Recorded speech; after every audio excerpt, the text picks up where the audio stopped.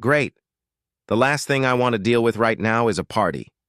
Maybe if I slip in the back door, I can sneak upstairs unnoticed and go to bed? Said John.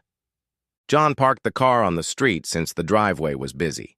He walked quietly past the house, making sure to duck as he passed the windows. John managed to stealthily make his way through the back door and into the kitchen. To get to the back stairs and the quiet bedroom, John had to pass the door from the kitchen into the living room. John crept up to the opening, hoping he could get through unnoticed, praying that no one would enter the kitchen at that moment. John was so focused on sneaking through the door unnoticed and getting to the bed that he didn't immediately realize that the sounds coming from the living room didn't sound like the sounds of a normal party. They almost sounded like sex. John stood and listened, and the more he heard, the more convinced he became that his living room and probably other parts of his house were filled with people having sex. John didn't know what to do. Kelly thought he wouldn't be home for another 2 days, so she didn't expect to see him there. Should he leave? Make a phone call? Sneak out the back door and come in the front door to catch them? Should he go out and join them? John realized that his presence could be made known at any moment, so he knew he should move. But where to? In the end, he decided to try to go upstairs. John didn't even try to look through the door, quickly slipping past it.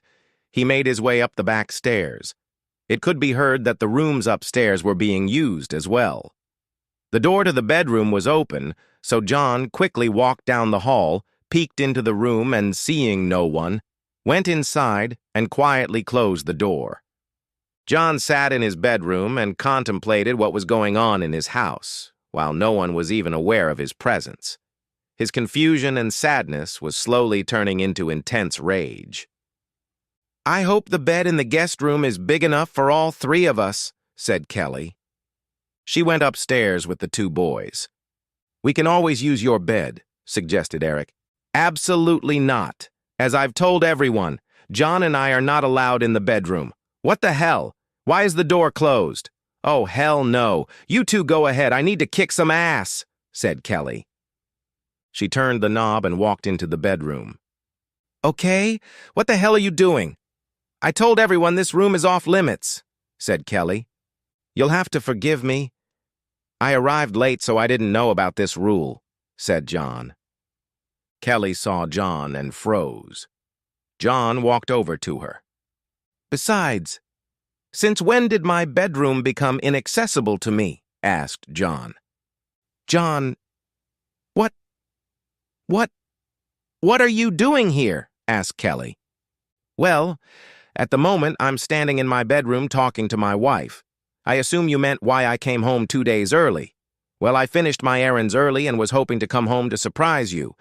Imagine my surprise when I got home I found that my wife was having a sex party at our house," said John. "John, said Kelly. "How many have you been with, Kelly?" asked John. Kelly didn't answer anything. "How many?" asked John more firmly. 3, Kelly said in defeat. "Who?" asked John. "Matt, Adam, and Luke," said Kelly. John shook his head. "So you slept with 3 of my brothers? I thought there were 2 in the audience with you. One of them looked like Eric. Who was the other?" asked John. "Mark," said Kelly. "So you had already slept with 3 of my brothers and you were just about to sleep with 2 of my best friends? Have you had anyone else since we got married?" asked John. "Only with Susan and Beth." "But they've both been with you," said Kelly. "Why? Why are you doing this? Why would you not just cheat on me, but cheat on me with my closest friends and family at a big sex party with everyone I know? Why make them see you with other men while I was supposed to be out of town in complete ignorance of what you were doing? Why would you do that to me?" asked John. Kelly didn't answer anything. There was a knock on the door. "Kelly, is everything okay?" asked Eric. John looked at Kelly. "Yeah, everything's fine. I'm sorry, but you're both going to have to find someone else to have fun with for now," said Kelly. "What? Why would we do that? What's the matter?" asked Eric. "Look, I'm sorry, "But I just can't," said Kelly. "Why the hell not? You've already slept with his brothers. What happened that changed your mind?" asked Eric. John shook his head, letting Kelly know not to tell him the truth. "It was a mistake. The whole thing was a mistake. Please just find one of the other girls," said Kelly. "What? No way. You're not a freak teasing us. Either get out of here or we're going in," said Mark. John got out of bed, calmly walked over to the closet and picked up his shotgun. He took up a position a few feet from the door. "Kelly, this is your last chance.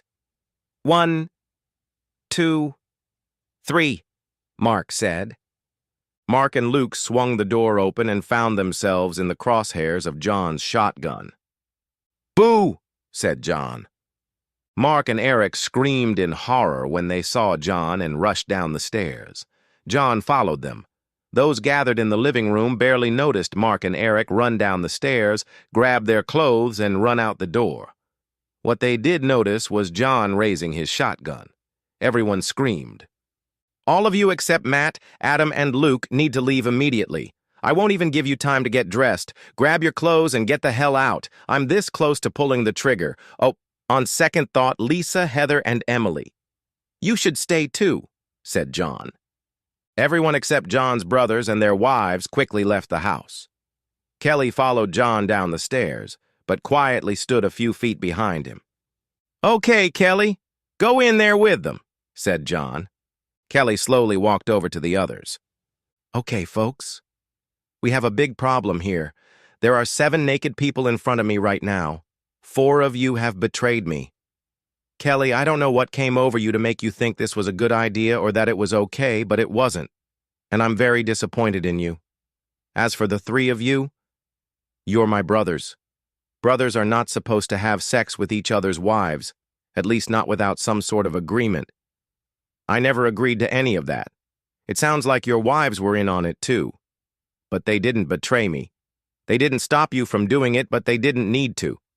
I have decided that what the 4 of you have done is unforgivable, so you must all be punished. Punished in such a way that it will constantly remind you of your betrayal," said John.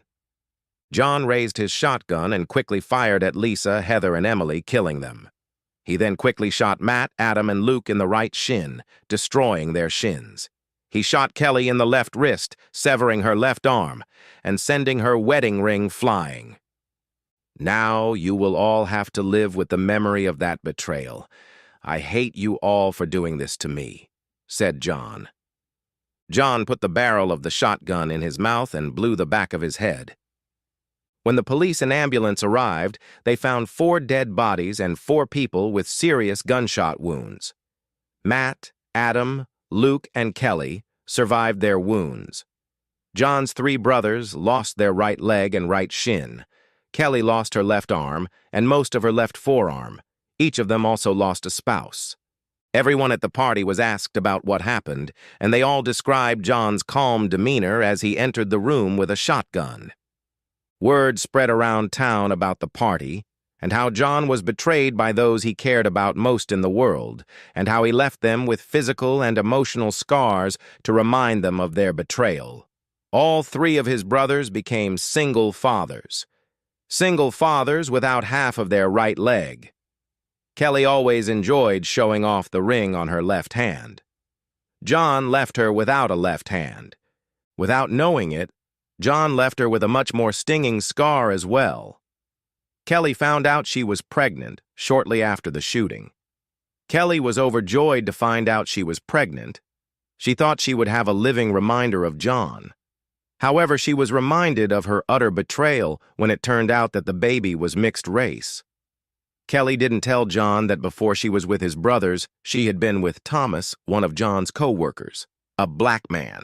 So instead of having a piece of John living in her child, she had another man's child.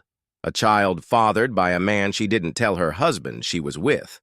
For Thomas, it would have meant a death sentence, just like it was for his brothers' wives. Kelly carried that burden for as long as she could, but when her daughter turned 18, she took her own life. Each of John's brothers also died by their own hand. All four left identical suicide notes with three simple words, "I'm sorry, John."